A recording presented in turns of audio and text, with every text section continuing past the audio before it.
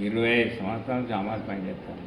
అమలు పని చేస్తే మేము ఏం లేదు, వాళ్ళని మేమన్నది ఏం లేదు, వాళ్ళని అన్నది ప్రతి సంవత్సరం మాకు ఎప్పుడైనా కానీ ఇంత 2000 3000 ఎంతో అడిగినా తిట్టు. ఆ పైసలు అడిగినందుకు మీకు పైసలు ఏమి మీరు కాదు మనసులో పెట్టుకునే చేసినట్టు మాకు తెలియలేదు కదా. ఇక మేము పైసలు ఇచ్చలేదు, మీకు మామూలు ఇచ్చలేదు, పోని మేము వాళ్ళ పెట్టి చేసుకున్నామని చెప్పి బీఆర్ వాళ్ళని తప్పకొని తీసుకొచ్చి వాళ్ళతో చేపిస్తాను. చేపిస్తే మాకు తిప్పలు అయితే బాగుంటుంది. ఆ డిమాండ్ పండించుకోవాలి, మా ఉపాధి పోతుంది.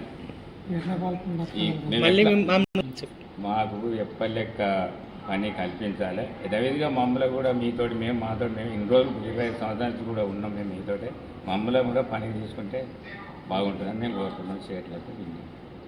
సిరిసిల్ల జిల్లా ఇల్లంతకుంట మండలంలో పొత్తూరు గ్రామంలో గత 12 సంవత్సరాలుగా హమాలి కార్మికులుగా పనిచేస్తున్నటువంటి వాళ్ళు 150 మంది అక్కడ జీవనం కొనసాగిస్తూ హమాలి పని చేస్తూ ఉన్నారు.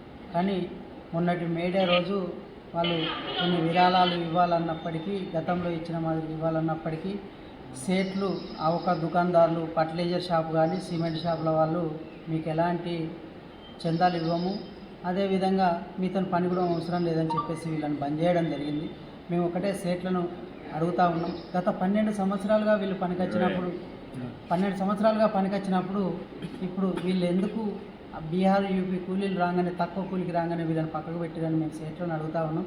ఎందుకంటే సహకరించరు, లోకల్ వాళ్ళకు సహకరించి వీళ్ళు సరిపోకపోతే స్థానిక కార్మికులు లేకపోతే బీహార్ యూపీ కూలీలను పెట్టుకోండి, మేము కూడా దాన్ని సహకరిస్తాం.